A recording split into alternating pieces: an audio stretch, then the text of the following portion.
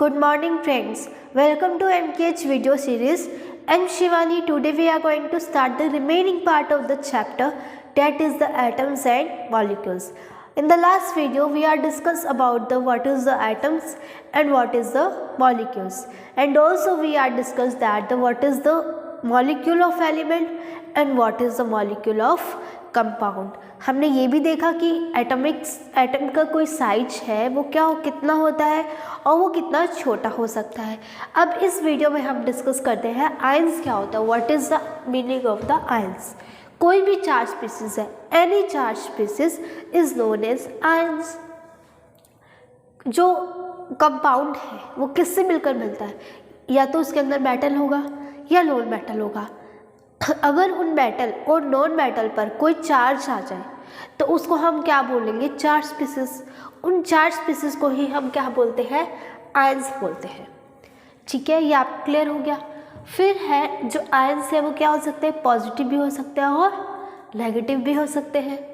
Positive वाली species को हम एनायन बोलते हैं, नेगेटिव वाली स्पीसीज को हम कैटायन बोलते हैं. एग्जाम्पल देखो, यहाँ मैंने लिखा है Na+. बताओ क्या ये चार्ज स्पीसीज है.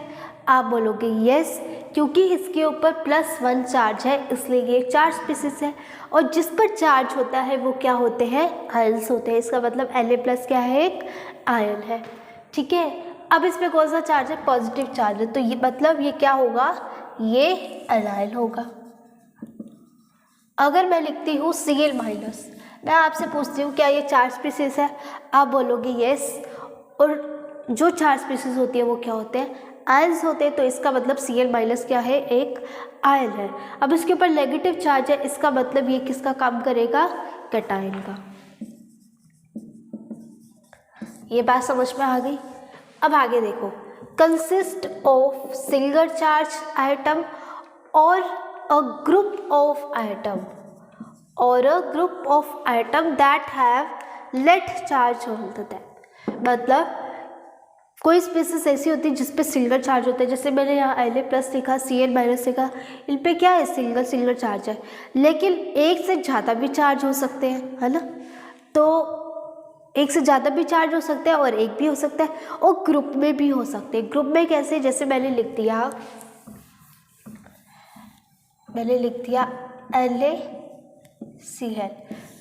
अब मैं पूछ रही हूँ क्या इस पे चार्ज है, आप बोलोगे नहीं, चार्ज नहीं है. लेकिन ये किससे मिलकर बना है, चार्ज स्पीसीज से मिलकर बना है. यानी कि ये मिलकर बना Na+ और Cl- से. यानी इनके अंदर की जो आयंस देखिए वो तो क्या है, चार्ज है ना, उन पे तो चार्ज है, इस पे नहीं है तो क्या हो, इनके अंदर तो चार्ज है.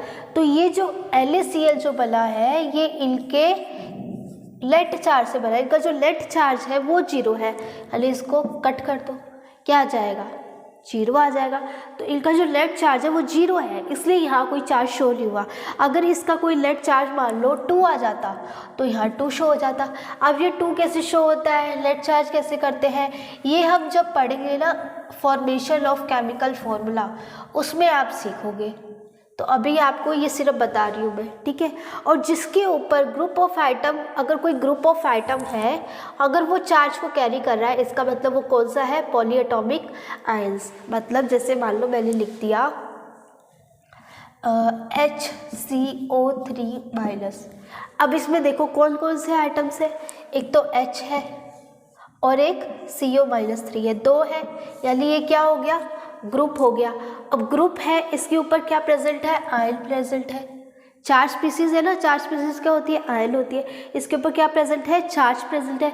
जब चार्ज प्रेजेंट है और इसके अंदर 2 टाइप के आइटम्स है तो ये कौन सी स्पीसीज हो गई, पॉलीएटॉमिक आयंस. आयंस क्यों बोला, क्योंकि इसके ऊपर चार्ज प्रेजेंट है इसलिए मैंने इसको आयन बोला है. ठीक है, तो ये कैसी हो गई, पॉलीएटॉमिक आयन, क्योंकि इसमें एक से ज़्यादा आइटम है इसलिए पॉलीएटॉमिक, चार्ज प्रेजेंट है इसलिए आयंस. ठीक है, ये चार्ज कैसे आया ये आपको आगे देखेंगे आप अभी. ठीक है, अब देखो नेक्स्ट ये बोल रहा है वैलेंसी क्या होती है. वैलेंसी होती है the combining power of the element is known as valency. मतलब कोई आइटम है वो किसी दूसरे आइटम से कंबाइन होने की कितनी कैपेसिटी रखता है उसको हम उसकी वैलेंसी बोलते हैं.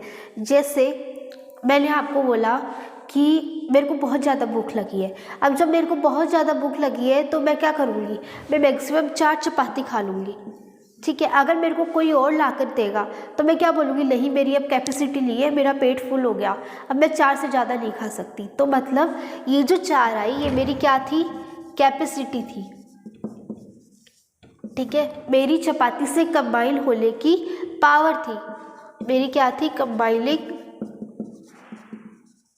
पावर थी, ठीक है। मेरी कंबाइनिंग पावर थी, किसके साथ कंबाइन होने की थी, चपाती की। अब यहाँ मैं मेरा नाम लिखूँ, मैं खुद को ह्यूमन मान रही हूँ, मैंने यहाँ लिख दिया ह्यूमन और यहाँ लिख दिया चपाती, ठीक है। ह्यूमन को मैंने शो कर दिया H से, चपाती को शो कर दिया C से। मैं कितनी चपाती खा सकती हूँ, 4 चपाती खा सकती हूँ। तो मैंने यहाँ चपाती के पैरों में लिख दिया 4। इसका मतलब जो मैं हूँ वो कितनी चपाती खा सकती हूँ, 4, यानी मेरी कैपेसिटी कितनी है, 4 चपाती खाने की मेरी कैपेसिटी है। तो ये जो 4 है ये क्या है, वैलेंसी है।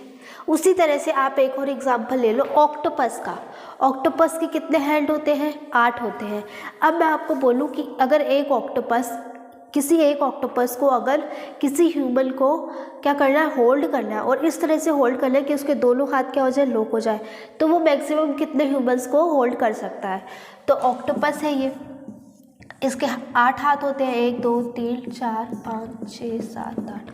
तो ये क्या करेगा, ये इसके जो 2 हाथ है वो एक ह्यूमन को होल्ड कर लेंगे।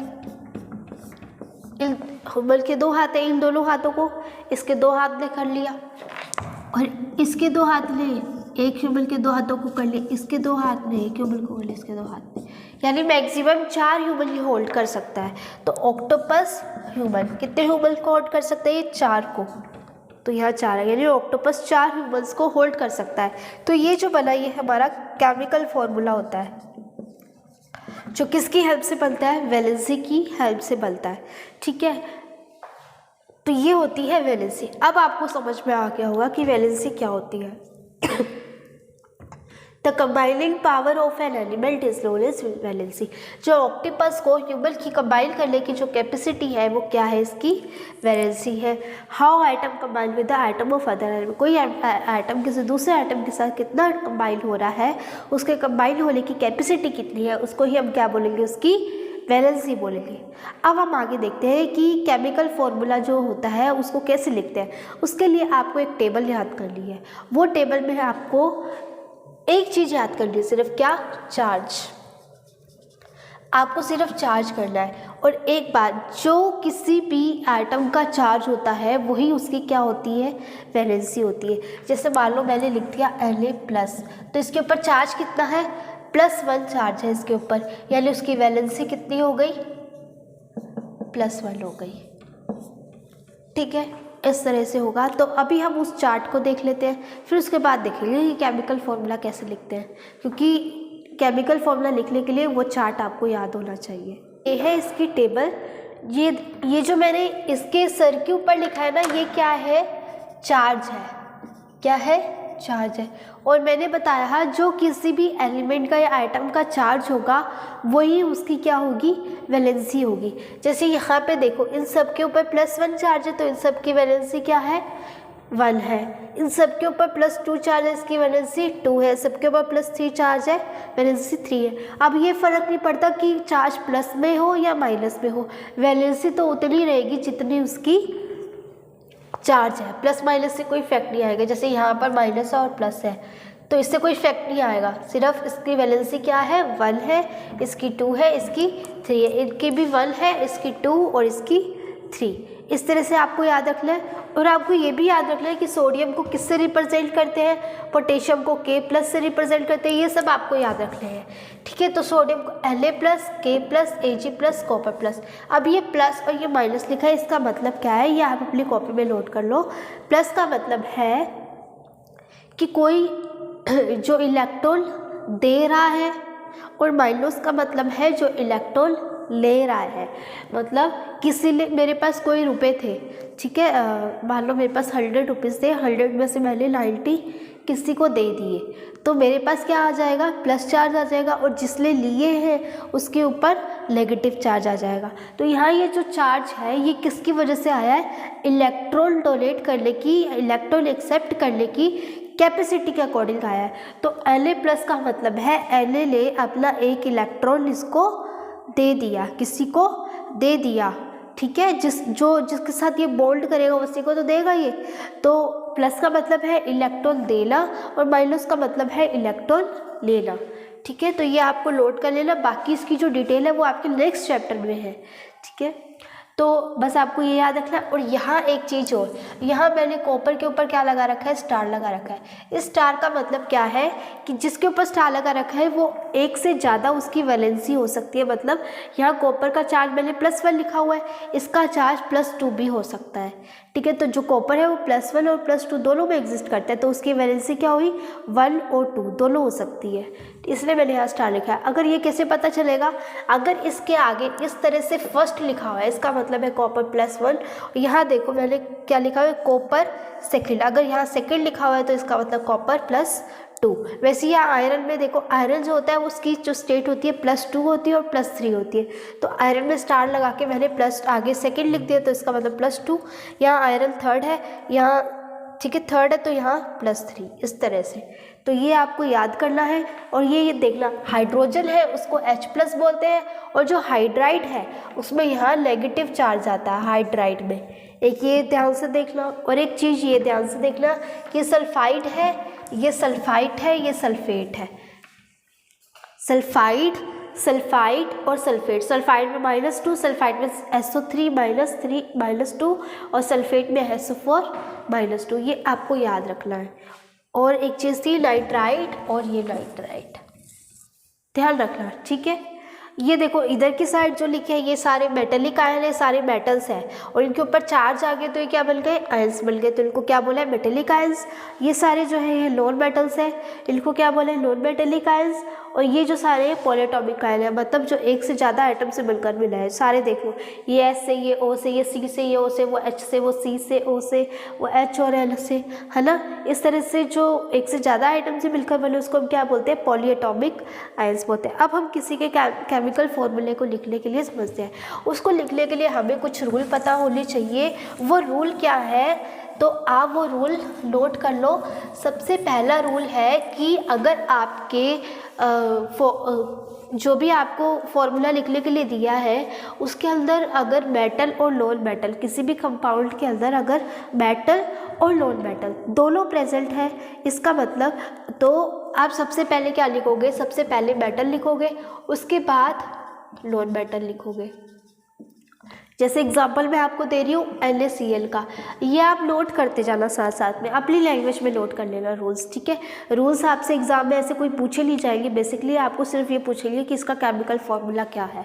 तो NaCl है, NaCl में ये क्या होता है, मेटल होता है। देखो मैंने यहाँ Na लिखा हुआ ये रहा, और Na क्या है, एक मेटल है, और Cl मैंने यहाँ लिखा होगा ये रहा, तो Cl क्या है, नॉन मेटल है, ठीक है। तो जो मेटल होगा उसको सबसे पहले लिखना है, तो यहाँ मैंने मेटल लिख दिया, और नॉन मेटल को बाद में लिखना है, ठीक है। और फॉर्मूले में भी ऐसे लिखना है, अगर इसका फॉर्मूला लिखेंगे उसको क्या बोलते हैं, सोडियम क्लोराइड।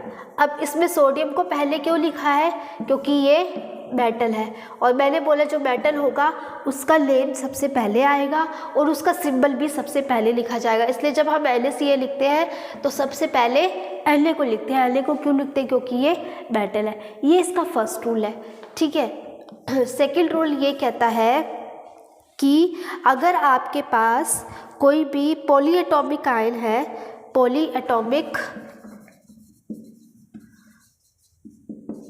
आयंस है, पॉलीएटॉमिक आयंस है, उसके अंदर जैसे मान लो OH है, MgOH है, MgOH2, उन्होंने बोल दिया मैग्नीशियम डाइहाइड्रोक्साइड। इसका मतलब जो हाइड्रोक्साइड है वो कितने नंबर है उसके, 2 नंबर में प्रेजेंट है, यानी जो OH है वो 2 है। अब इस 2 OH को कैसे रिप्रेजेंट करेंगे, ब्रैकेट के बाहर नीचे उसका नंबर लिखेंगे। जैसे मैंने यहाँ लिखा है MgOH 2 नंबर में है तो इसको ब्रैकेट के अंदर लिखो। जो सबसे ज़्यादा नंबर में होगा उसको ब्रैकेट के अंदर लिखना है और जितने नंबर में भी वो प्रेजेंट होगा उसके पैरों में यहाँ इतना नंबर आ जाएगा। अगर 3 में प्रेजेंट है तो यहाँ 3, 4 में प्रेजेंट है तो यहाँ 4। ठीक है, तो अभी तो 2 में है। अगर ये बोल देता कि मैग्नीशियम भी 2 नंबर में मैग्नीशियम 3 नंबर में प्रेजेंट है तो आप कैसे लिखते हैं, मैग्नीशियम को ब्रैकेट के अंदर, इसके पैरों में 3, OH 2 नंबर में प्रेजेंट है, OH को ब्रैकेट के अंदर, इसके पैरों के अंदर नीचे, तो क्या बन गया Mg3OH2। तो ये आपका सेकेंड रूल था। ठीक है, थर्ड रूल आपका ये कहता है कि जो वैलेंसी है और जो चार्ज है वो आपका क्या होना चाहिए, बैलेंस होना चाहिए। ठीक है, अब इस रूल की हेल्प से अब हम देखते हैं किसी का केमिकल फॉर्मूला कैसे लिखा जाता है। तो किसी के केमिकल फॉर्मूला लिखने के लिए आपको सबसे पहले तो ये टेबल याद होनी चाहिए। ये टेबल याद हो जाए उसके बाद क्या करना है, मैंने आपको बोला कि मेरे को लिख के बताओ हाइड्रोजन क्लोराइड का फॉर्मूला HCl, हाइड्रोजन क्लोराइड इसका फॉर्मूला लिख के बताओ। तो आप क्या करोगे, सबसे पहले तो आपको पता होना चाहिए हाइड्रोजन क्या होता है और क्लोराइड क्या होता है। हाइड्रोजन को हम रिप्रेजेंट करते हैं H से और क्लोराइड को हम रिप्रेजेंट करते हैं Cl से। उसके बाद आपको पता होना चाहिए कौन सा मेटल है और कौन सा नॉन मेटल है। अब ये दोनों ही नॉन मेटल है, ठीक है, तो हम किसी को भी रख ले, बेसिकली हम H को आगे रखते हैं। ठीक है, उसके बाद आपको पता होना चाहिए कि हाइड्रोजन के ऊपर चार्ज कितना होता है। आपको पता है, यहाँ से देखो हाइड्रोजन के ऊपर चार्ज है +1, तो यहाँ कितना आएगा प्लस। क्लोरीन के ऊपर चार्ज कितना है -1। आपको पता है किसी भी स्पीसीज के अंदर एक पॉजिटिव चार्ज होता है और एक नेगेटिव चार्ज होता है। पॉजिटिव और नेगेटिव ही तो मिलकर क्या बनाते हैं, बॉन्ड बनाते हैं। ठीक है, पॉजिटिव तो बना नहीं सकते, नेगेटिव भी नहीं बना सकते। हमेशा कौन बॉन्ड बनाते हैं, पॉजिटिव और नेगेटिव। तो उसमें एक पॉजिटिव प्रेजेंट होगा और दूसरा नेगेटिव प्रेजेंट होगा। तो H के ऊपर +1 चार्ज होता है, Cl के ऊपर माइनस चार्ज होता है। अब आपको क्या करना है, इन दोनों का जो चार्ज है इन दोनों को इसके पैरों में ले जाओ। H का चार्ज Cl के पैरों में आ जाएगा और क्लोरीन का चार्ज इसके पैरों में आ जाएगा। ठीक है, तो आपका क्या बन गया H1Cl1। तो यानी कि 1 को हम बेसिकली रिप्रेजेंट नहीं करते तो हमारा क्या बन जाएगा HCl। ठीक है, एक एग्जाम्पल और देखो। अब मैं आपको बोल रही हूँ मुझे लिख के बताओ हाइड्रोजन सल्फाइड का। ठीक है, तो सबसे पहले आपको पता होना चाहिए हाइड्रोजन किसको लिखते हैं, H को, सल्फाइड को किससे लिखते हैं, S से। हाइड्रोजन के ऊपर चार्ज कितना होता है +1, सल्फाइड के ऊपर चार्ज कितना होता है -2। तो अब इसके चार्ज को इसके पैरों में ले जाओ, इसके चार्ज को इसके पैरों में ले जाओ, क्या बनेगा H2S। ये हमारा क्या आ गया, फॉर्मूला आ गया। ठीक है, अगर मैं अब आपको बोलती हूँ कि आपको लिखना है कार्बन टेट्राक्लोराइड का, तो जल्दी से मुझे लिख के बताओ कि कार्बन टेट्राक्लोराइड का फॉर्मूला क्या बनेगा। किसका बोल रही हूँ मैं, कार्बन टेट्राक्लोराइड का।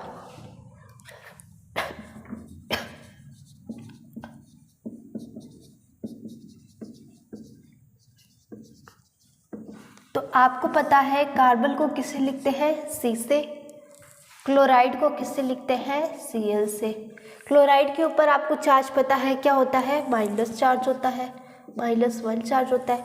कार्बन के ऊपर आपको नहीं पता, तो आपको पता होना चाहिए कार्बन की जो वैलेंसी होती है ना, वैलेंसी, इसकी वैलेंसी होती है 4।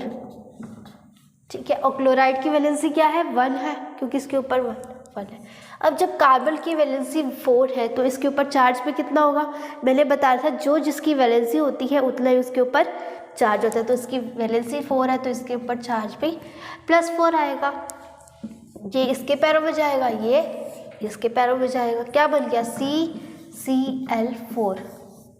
अब आपको ये पता चल गया होगा कि टेट्रा का मतलब क्या है, यानी कार्बन जो है वो कितने क्लोराइड को होल्ड कर रहा है, 4 क्लोराइड को।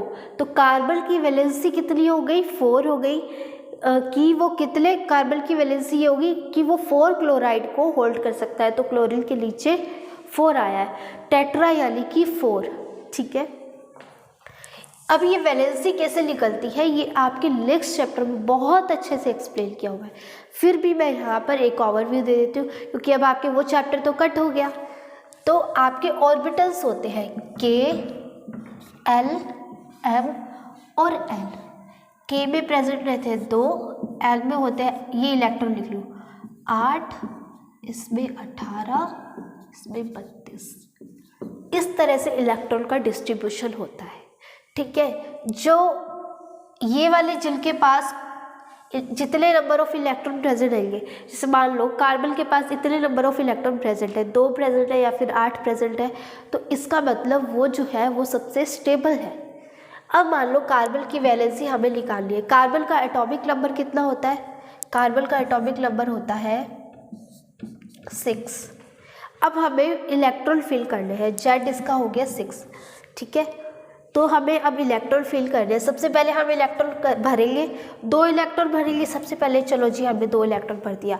अब 6 में से 2 गए, कितना बच गया? 4 बच गया। अब 4 इलेक्ट्रॉन के में तो पूरे नहीं आ सकते, क्योंकि के तो कितने इलेक्ट्रॉन रख सकता था? 2 इलेक्ट्रॉन रख सकता था। और एल कितने इलेक्ट्रॉन रख सकता है? 8 इलेक्ट्रॉन रख सकता है। और कार्बन के पास कितने बच गए? 4 इलेक्ट्रॉन बच गए। तो बचे हुए जो 4 इलेक्ट्रॉन है वो किस में जाएंगे? इसमें जाएंगे। ठीक है, तो ये हमारा हो गया, इसके इलेक्ट्रॉन, हमने कार्बन के इलेक्ट्रॉन फिल कर दिए। अब ये स्टेबल नहीं है। क्यों स्टेबल नहीं है? क्योंकि क्या है, हमें यहाँ 8 नहीं मिला। अगर यहाँ 6 हो जाता, 2 और 6, तो ये टोटल कितने हो गए? 8 हो गए। तो मतलब स्टेबल कॉन्फ़िगरेशन होता, यहाँ 8 हो गया। लेकिन अभी 8 नहीं है, ये आपको अभी इतना नहीं पढ़ना। ठीक है, अब हमने ये इलेक्ट्रॉन भर दिए। जो सबसे लास्ट में आता है ना, जो सबसे लास्ट वाले शेल में आते हैं, जितने नंबर ऑफ इलेक्ट्रॉन सबसे लास्ट वाले शेल में आते हैं, वो उसकी क्या होती है? वैलेंसी होती है। ये देखो 4 लिखा है। अब किसी का भी निकाल लो, जैसे अब मैं आपको बोलूँ कि आपको निकालना है सोडियम का। ठीक है, तो सोडियम का एटॉमिक नंबर कितना होता है? 11। तो आप इसको कैसे फिल करोगे? सबसे पहले 2 इलेक्ट्रॉन किस में जाएंगे? के में चले गए। और बढ़ नहीं सकते, 8 इलेक्ट्रॉन किस में जाएंगे? एल में चले गए। यहाँ कितने इलेक्ट्रॉन हो गए? अभी तक 10 इलेक्ट्रॉन भर गए। अब कितने बच गए? सिर्फ 1 इलेक्ट्रॉन बचा हुआ है। तो 1 इलेक्ट्रॉन किस में जाएगा? इसमें, एम में। तो इसकी वैलेंसी कितनी हो गई? 1 हो गई। कितनी वैलेंसी हो गई? 1 हो गई। अब यहाँ चेक कर लो, ये देखो +1 चार्ज। ठीक है, अब ये अपना 1 इलेक्ट्रॉन दे दे, ये अगर अपना 1 इलेक्ट्रॉन दे दे, ठीक है, तो क्या हो बन जाएगा इसके पास? 2 8 बन गए, तो मतलब स्टेबल हो जाएगा। इसीलिए सोडियम के ऊपर कितना चार्ज आता है? +1 चार्ज आता है। क्यों आता है? क्योंकि इसकी वैलेंसी 1 है। अगर ये 1 इलेक्ट्रॉन किसी को दे देगा तो ये स्टेबल हो जाएगा। अगर मान लो आपके पास 99 रुपीज़ है। कितने रुपीज़ है? 99 रुपीज़ है। अब आप सोचोगे कि मेरे को कहीं से 1 रुपीज़ मिल जाए, कहीं से 1 रुपीज़ मिल जाए तो मेरे पास 100 रुपीज़ पूरे हो जाएंगे, है ना। और एक पर्सन है जिसके पास है 101 रुपीज़।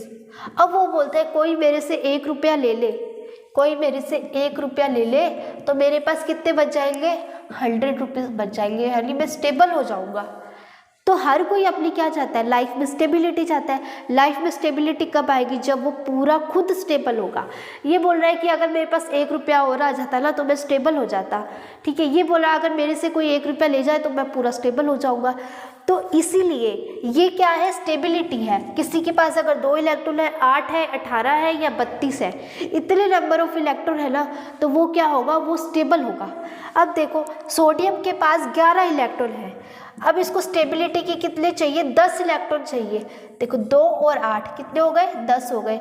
यानी 2 और 8 इसको कॉन्फ़िगरेशन चाहिए। जो मैं लिखा ना, इसको कॉन्फ़िगरेशन बोलते हैं, कॉन्फ़िगरेशन।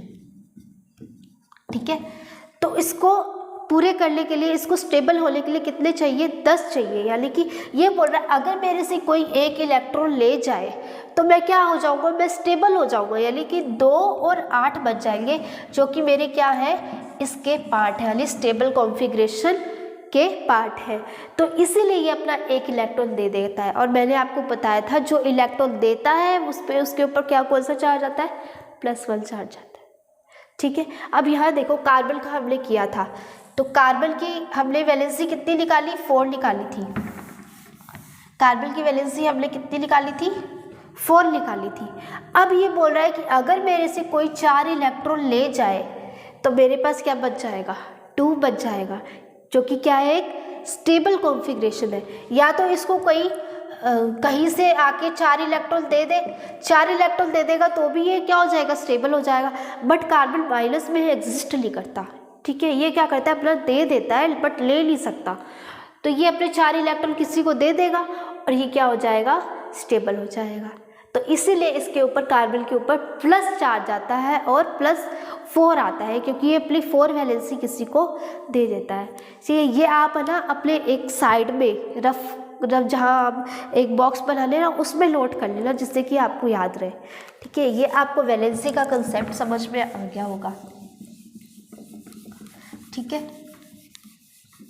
आपको इतना डिटेल में करना नहीं है, आपको एग्ज़ाम में अगर आ जाए सिंपली इस तरह से करके आना है, ये टेबल याद करनी है, इतना झंझट में मत पड़ना। अगर किसी को समझ में नहीं आया तो कोई बात नहीं, ज़रूरी नहीं है इस चीज़ को समझना, आप सिर्फ इस पे ध्यान दो। आप सिर्फ ये टेबल भी याद कर सकते हो। अगर आपको कंसेप्ट समझना है कि इस टेबल के पीछे कंसेप्ट क्या है तो मैंने आपको वो भी बता दिया, आप वो भी याद कर सकते हो, मतलब समझ सकते हो। याद करने का तो क्या, ये समझ सकते हो। ठीक है, ये हो गया कार्बन टेट्राक्लोराइड। अगर अब मैं आपको बोल रही हूँ कि आपको निकालना है कैल्शियम ऑक्साइड का, किसका, कैल्शियम ऑक्साइड का, तो आप कैसे निकालोगे। आपको पता है कैल्शियम को कैसे लिखते हैं, Ca से, ऑक्साइड को कैसे लिखते हैं, O से। कैल्शियम के ऊपर चार्ज होता है +2, ऑक्साइड पे होता है -2। ये इसके पैरा में, ये इसके पैरा में, Ca2O2। अब जब भी सेम चार्ज होते हैं ना वो कट जाते हैं, तो ये कट गया तो क्या बच गया, CaO। अरे भाई 2/2 है तो ये एक दूसरे से कटेंगे नहीं, और 1 आएगा, और हमें पता है जब 1 आ जाए तो हम उसको CaO यानी शो ही नहीं करते। तो ये हमारा क्या आ गया, फॉर्मूला आ गया। ये आपका केमिकल फॉर्मूला ख़त्म होता है। ये मॉलिक्यूलर मास क्या होता है, मॉलिक्यूलर मास होता है sum of atomic mass of all the atom present इन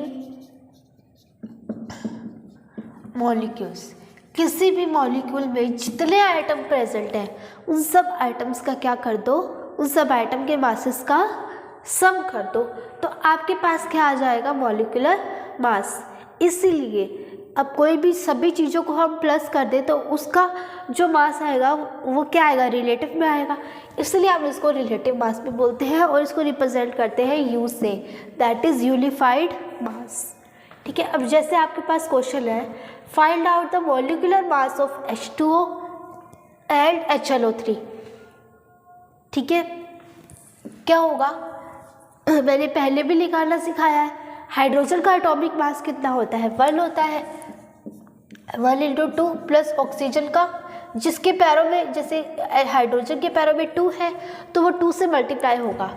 अगर यहाँ इधर भी 2 होता तो इसको एक बार और 2 से मल्टीप्लाई करते, ऑक्सीजन भी 2 से मल्टीप्लाई होता, यानी कि पूरी यूनिट, इसका मतलब है ये इस तरह से लिखा हुआ है, 2 हाइड्रोजन से भी मल्टीप्लाई होगा, 2 ऑक्सीजन से भी मल्टीप्लाई होगा, और 2 अगर अलग अलग एलिमेंट्स हैं, एटम्स हैं, तो उनके बीच में प्लस चार्ज आता है। जैसे हाइड्रोजन और ऑक्सीजन अलग अलग है तो प्लस चार्ज आ गया। प्लस ऑक्सीजन का कितना एटॉमिक मास होता है, 16। ठीक है, अब इसको प्लस कर दो, 2 + 16 18U, तो ये क्या आ गया, इसका मॉलिक्यूलर मास आ गया। अगर हमें HNO3 का निकालना है तो हाइड्रोजन है, कितने नंबर्स में है, एक ही है, तो इसका 1 प्लस लगाएंगे, दूसरा आइटम आ गया, प्लस नाइट्रोजन का एटॉमिक वेट 14, कितने नंबर्स में है, एक ही नंबर में है, तो अभी किसी से मल्टीप्लाई नहीं करेंगे, प्लस ऑक्सीजन का एटॉमिक वेट 16, कितने नंबर में है, 3 नंबर में है, × 3, 1 + 14 + 48, प्लस कर लेना कितना आएगा, 5 6 7 72 आएगा। ठीक है, इस तरह से आप क्या निकाल सकते हो, मॉलिक्यूलर मास। अब एक टर्म आपके पास आती है फॉर्मूला यूनिट मास। अब ये फॉर्मूला यूनिट मास क्या है, इसको कैलकुलेट तो हम सेम ऐसे ही करते हैं जैसे हमने इसका निकाला ना H2 और HNO3 का, सेम ऐसे ही कैलकुलेट करते हैं। तो डिफरेंस कहाँ आता है, डिफरेंस आता है ये तो क्या है, हम इसके ये आइटम से मिलकर बना था, डिफरेंट आइटम से मिलकर बना था, और हमने सभी आइटम्स के मासेस का सम कर दिया। इसमें जो आता है, जो हमारे पास मॉलिक्यूल होता है वो किससे मिलकर बनता है, आयन से मिलकर बनता है। Use the word formula unit for those substance whose constituent particles are ions, मतलब जो आयंस होते हैं, जैसे LaCl हो गया, LaCl में Na प्लस और Cl माइनस प्रेजेंट रहता है, मतलब आयंस प्रेजेंट रहते हैं इसमें। ठीक है, तो ऐसे में हम क्या यूज़ करेंगे, फॉर्मूला यूनिट मास प्रेजेंट करेंगे। मतलब अगर इसका और मीनिंग क्या है, जैसे जो LaCl होता है ना, इसकी हमें देखने पर तो ये सिंपल सा लग रहा है, बट एक्चुअल में इसकी जो स्ट्रक्चर होती है बिल्कुल सिंपल ही होती है। यहाँ तो हमें H2 दिख रहा है, जैसा दिख रहा है वैसा है, H2 जैसा दिख रहा है ना वैसा है ये O और H, सिंपल, जिसमें एक ऑक्सीजन है और 2 हाइड्रोजन है। HNO3 में भी एक नाइट्रोजन है, एक हाइड्रोजन है, 3 ऑक्सीजन है। लेकिन इस वाले में ऐसा नहीं होता, इसमें LaCl लिखा है, इसका मतलब यहाँ एक Na और एक Cl नहीं है, तो ये जैसा दिख रहा है ना ऐसा है ही नहीं। वो किस में एग्जिस्ट कर रहा है, इसमें एक नंबर ऑफ Na और एक नंबर ऑफ Cl नहीं है। इसमें कैसा है, इसकी जो स्ट्रक्चर होती है वो इस तरह से होती है, क्यूबिक स्ट्रक्चर होती है इस तरह से, जहाँ बहुत सारे Na प्रेजेंट रहते हैं और बहुत सारे Cl प्रेजेंट रहते हैं। अब मैं स्ट्रक्चर बनाने लगूंगी तो आप फिर कंफ्यूज हो जाओगे, है ना। तो मैं इसलिए इसके बता नहीं रही कितने Na कितने Cl, बस आपको याद रखना है कि इसके अंदर बहुत सारे Na होते हैं और बहुत सारे Cl होते हैं। अब आप बोलोगे कि बहुत, यहाँ तो हमने ये किया था कि जितने नंबर ऑफ हाइड्रोजन थे उतने नंबर से मल्टीप्लाई किया था, बट यहाँ ऐसा नहीं करना, यहाँ ऐसा नहीं करना। अगर आपको पता है LaCl ऐसा दिखता है तो यहाँ ऐसा नहीं करना। यहाँ क्या करना है, आपको सिंपली जैसा दिख रहा है उसी से मल्टीप्लाई कर दो। मतलब अगर एक Na है तो एक Na के वेट से ही मल्टीप्लाई करो, एक Cl है तो एक Cl के वेट से ही मल्टीप्लाई करो। और यहाँ जो जैसा दिख रहा है एक्चुअल में वो वैसा ही है, इसलिए हमने उसके जितने भी हमें नंबर्स दे रखे थे उससे मल्टीप्लाई कर दिया। यहाँ जो जैसा दिख रहा है एक्चुअल में वो वैसा नहीं है। 8 नंबर ऑफ Na और 6 Cl माइनस, इस तरह से कुछ 8 Cl और 6 Na इस तरह से कुछ प्रेजेंट रहते हैं, तो वो हमें उसको 8 से मल्टीप्लाई 6 से मल्टीप्लाई नहीं करना है, हमें क्या करना है, सिंपली जैसे हमने ऊपर किया था सिंपली वैसे ही करना है। तो कितने Na हैं, एक है, तो 23 × 1 प्लस क्लोरीन का वेट कितना होता है 35.5 प्लस इंटू मल्टीप्लाई कर लो, ऐड कर लो, निकाल दो आंसर। 23 प्लस 35.5 कितना आएगा, 5 8 5 58.5 आएगा, 58.5। इसको भी यूज लिखेंगे। तो ये हो गया, क्या किया हमने, दोनों का मेथड तो सेम था निकालने का, बट एक्चुअल में इसमें जो था, जो जैसा दिखता है वैसा है नहीं, आयन से मिलकर बनता है, और इसमें जो एक्चुअल में जैसा है वैसा दिखता है। तो ये डिफरेंस था। ठीक है, तो ये आज का लेक्चर हमारा यही ख़त्म होता है। इस लेक्चर में हमने क्या क्या पढ़ा, इस लेक्चर में हमने मॉलिक्यूलर मास निकालना सीखा, फॉर्मूला यूनिट मास निकालना सीखा, केमिकल फॉर्मूला बनाना सीखा, वैलेंसी सीखी, और क्या सीखा, मॉलिक्यूल सीखा, मॉलिक्यूल क्या होता है ये सीखा, आयंस क्या होते हैं ये सीखा। ठीक है, तो इस चैप्टर में नहीं, इस लेक्चर में आपके इतना ही। आगे का हम नेक्स्ट लेक्चर में डिस्कस करेंगे, जो कि बहुत मेन है। ठीक है, तो thank you so much for watching, have a nice day.